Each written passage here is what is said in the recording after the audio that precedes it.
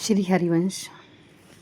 ये जो स्थान है ये भांडीर वन, जिसे गुप्त वृंदावन भी कहते हैं कि अगर 10 बार वृंदावन जाएं तब कहीं जो है गुप्त वृंदावन में हम जा पाते हैं। और भगवान श्री कृष्ण जिसे हृदय से प्यार करते हैं, या कोई जीव जो है द्वापर युग में चाहे किसी भी रूप में विद्यमान था, चाहे चींटी के रूप में।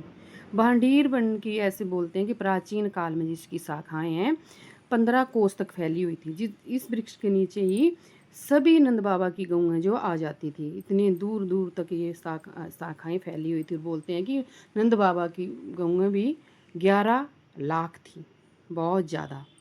और इस स्थान से एक मान्यता और है कि यहीं पर जो है भगवान श्री ब्रह्मा जी ने श्री कृष्ण और श्री राधा जी का विवाह करवाया था, और जिसके साक्षी बने थे श्री नारद जी।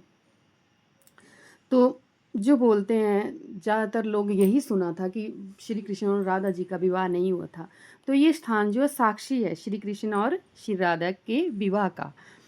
और इसी वृक्ष में एक तरफ ब्रह्मा जी खड़े हैं और एक तरफ जो है श्री नारद जी हैं, और भगवान श्री कृष्ण जो हैं श्री राधा जी की मांग भर रहे हैं। यही एक स्थान है जहाँ पर श्री कृष्ण को और श्री राधा जी की मांग भरते हुए दिखाया गया है।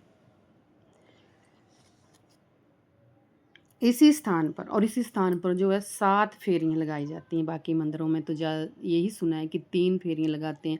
जैसे अलग अलग मंदिरों की अलग अलग मान्यता है, लेकिन यहाँ पर जो है 7 फेरियाँ ली जाती हैं। और यहीं पर एक कुआँ है, उसकी एक मान्यता है जिसको बोलते हैं बेणु कुआँ। बेणु अर्थात बंसुरी द्वारा बनाया गया कुआँ।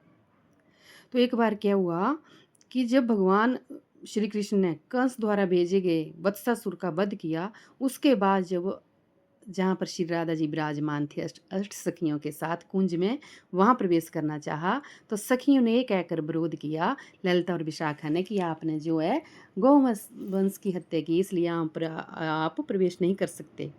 तो श्री कृष्ण ने जो है वंशरी के द्वारा इस कुआं का निर्माण किया और सभी तीर्थों का आह्वान किया। इसी कुएं में जो है सारे तीर्थ विराजमान हैं। इस जल से स्नान करने के बाद ही श्री कृष्ण श्री राधा जी से मिल पाए। और ये कहानी और भी जुड़ती है कि जो श्री चैतन्य महाप्रभु थे उनके साथ भी एक स्थान की कहानी है। यही वो कुआं है। और बोलते हैं कि हर सोमवती अमावस्या को जो है इस कुआं का जल जो है दूधिया हो जाता है, दूध की तरह सफेद। जिन माताओं बहनों को पुत्र की प्राप्ति नहीं होती है, जो बहन इस जल से नहाती है उसे पुत्र की प्राप्ति हो जाती है।